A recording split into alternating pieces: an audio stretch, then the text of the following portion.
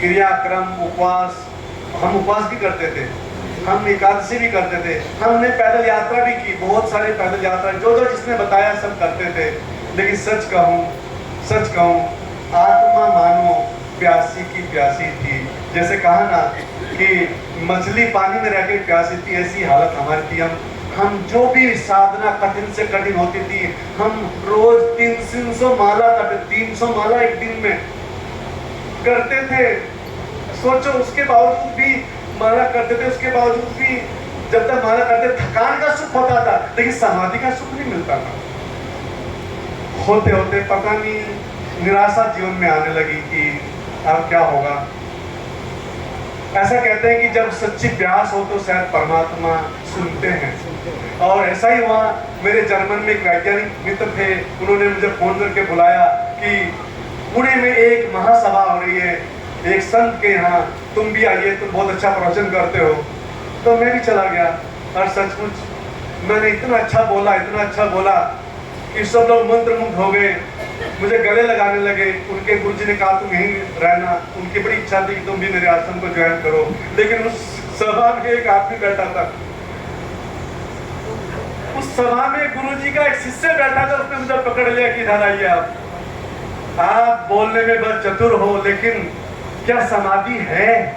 कितने घंटे समाधि में रहते हो? देखो, मैं अनुभव में ज्ञान में अंतर बता रहा हूँ।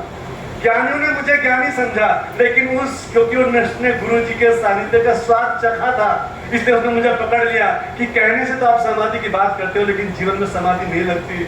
और उन्होंने कहा समाधि चाहिए तो मात्र इस वक्त पूरे भारत में एक ही जगह है जहाँ समाधि मिल सकती है। और उन्होंने गुरु जी का नाम लिया। गुरु जी का नाम लेते ही मेरे ऐसे कांपने, ऐसे सीरन होने लगी मेरे शरीर के। मैं सच कहता हूँ, मैंने जैतान सुना नहीं था, राम सनी क्या होते मुझे पता नहीं था, वाणी जी महाराज कोई ग्रंथ है मुझे कभी देखा नहीं था, पढ़ा नहीं था, कुछ नहीं हुआ था।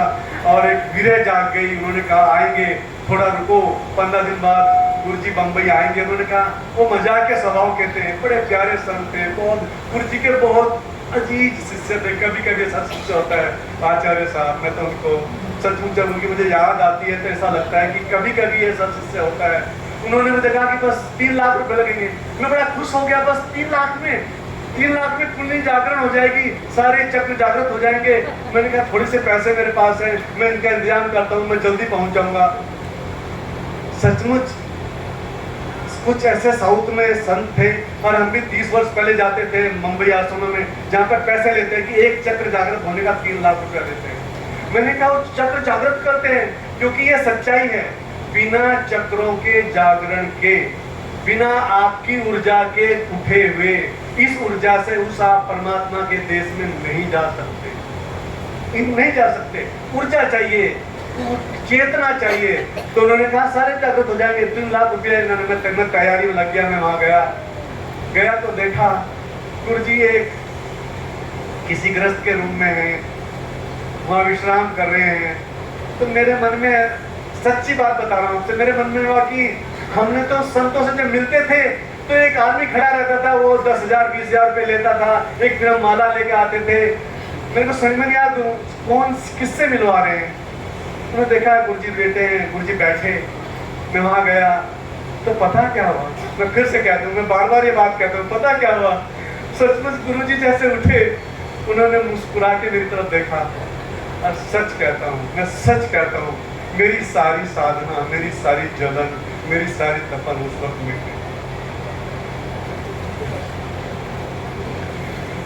कितना कठिन होता है ये यात्रा, और कितनी आसान होगी, एक मुस्कान से ऐसा हो सकता है।